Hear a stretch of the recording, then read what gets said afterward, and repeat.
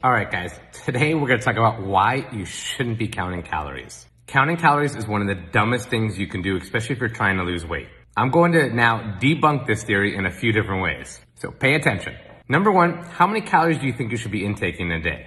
I can ask this question to 1,000 people and I'll probably get 1,000 different answers. The truth is, nobody knows how many calories they should be intaking. It's different for everybody. Whether you're male, female, how old you are, how young you are, what kind of activities you do, what kind of job you do. The list goes on and on. So even if you could figure it out and the calorie angel came down from the heavens and told you how many calories you should do, how are you going to track that?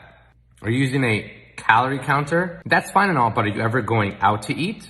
Are you going to go to a restaurant and ask the chef? I need to know the exact amount of calories are on here. God forbid you go on vacation or sneak a morsel of food in here and there.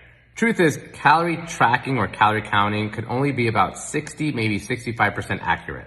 The other issue is we use calories for different times for different reasons throughout the day.